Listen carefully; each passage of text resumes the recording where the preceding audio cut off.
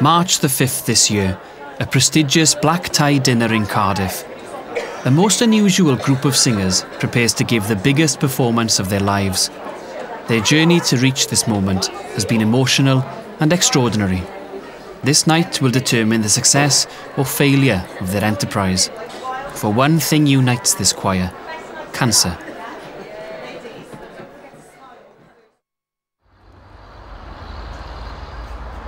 This remarkable project began with a meeting between a cancer charity and two exuberant young businesswomen and singing teachers, Andrea Beardshaw and Georgina Jones.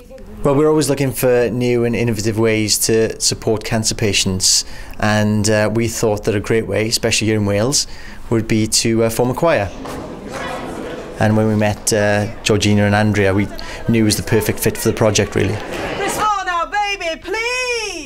Andrea and Georgina have a unique product. They go into companies and use song to motivate the staff. But inspiring cancer patients is a challenge unlike any they faced before.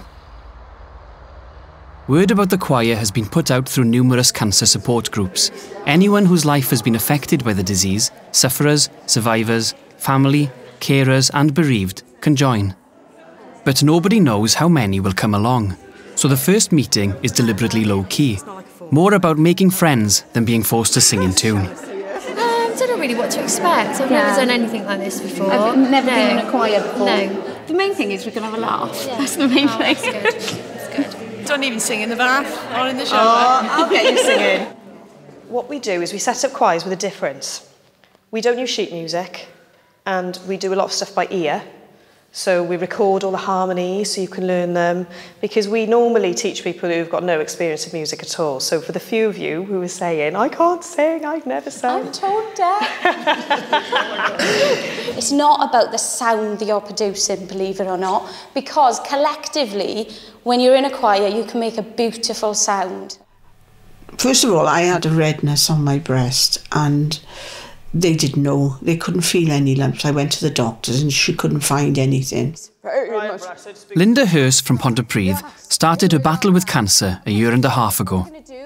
I was in hospital for about 10 days, and the doctor there found something under my arm in the lymph glands, and that's when they told me then that I had inflammatory breast cancer. Oh, it was horrendous, it was. And I'm still going through treatment now. Tonight, as Georgina has said, we're going to make some noises, okay? So we're going to do some voice exercises. I'm going to get you to do some harmonies on some vowels. Very simple. E, you're done there. E,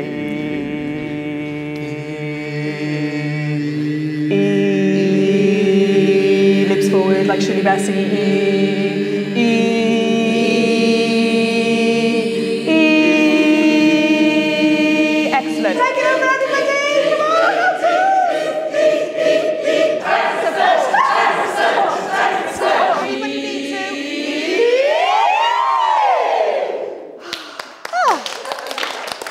I think that went really well. It went better than I thought it was going to go. There are more people here, and the response has been really lovely, because obviously they've done something brand new that they weren't used to doing. Diane Raybould from Porth has survived breast cancer. Her daughter died from the disease. She joined a choir once before after she was diagnosed and knows the power of song. Okay. There are some people here who've never sung before, and the response I've had is that they've really enjoyed it. I mean, like Bev, who said that she doesn't even sing in the bath. You might have been through a horrendous ordeal, but it's okay now to have fun and to feel again what it's like to have. I didn't realise you were still having treatment. So you know the physical stuff that we were doing?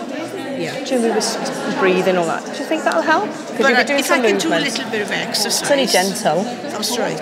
And of course you're breathing as well, so it's just like, like going for a walk, really. Yes, yeah.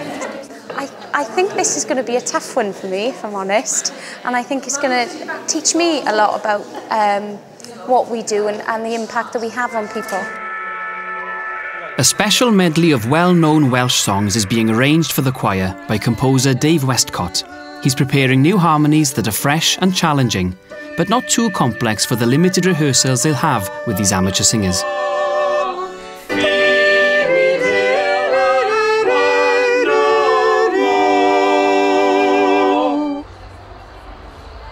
The first full rehearsal gets underway. More singers have joined, but no one yet knows where it's all leading. We have possibly got a gig lined up for you, which is why we're doing a Welsh medley, because we're going to do it around St David's Day. It's no good not to having a gig. Got to have a gig, because you've got to have something to move towards. You've got to have a challenge.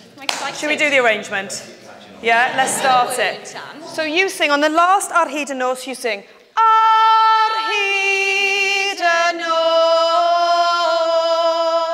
1, 2, 3. Ar hyd y nos. Can we have a bit of a round of applause for that, guys? Lovely. Well done. First harmony. First harmony section done. Well done. I've got a condition at the moment. I was diagnosed with 3 brain tumours in June. I had surgery in August. Nicola Shanahan, who lives in Cardiff, now suffers debilitating seizures, but she's not one for giving in. I'm a very positive person. You know, I know that I'm going to heal myself. Since this happened to me in June, I thought, right, you know, all those things I wanted to do when I was a kid, those desires that I had, thinking, oh, I'd love to be able to sing a song from start to finish. You know, I'd love to go and join amateur dramatics, and I never did anything about it. I just didn't do anything. I thought, right, I'm gonna go to a singing coach, you know, and start changing my life and living. I'll play a line of it out.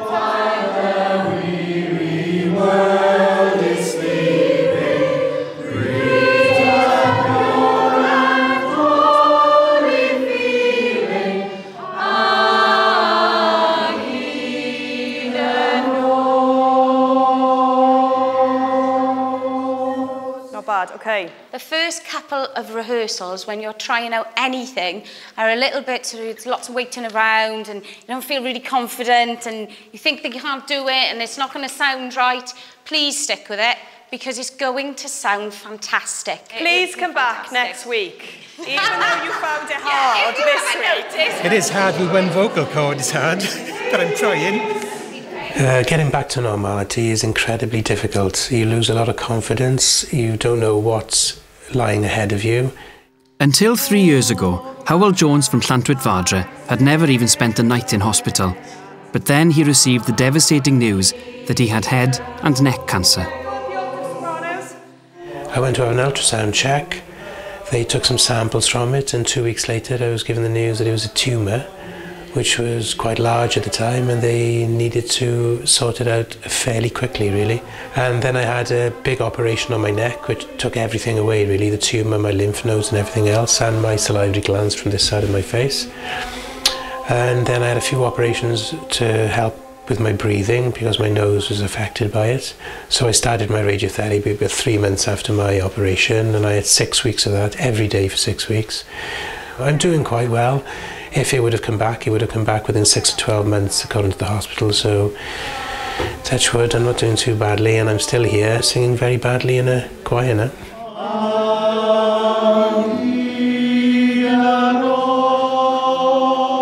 Probably more nervous tonight than my surgery 2.5 years ago.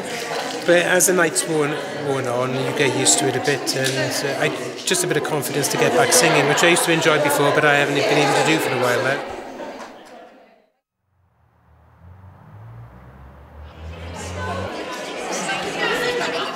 By the second rehearsal, word has spread, more new recruits arrive, and it's at last beginning to look like a proper choir.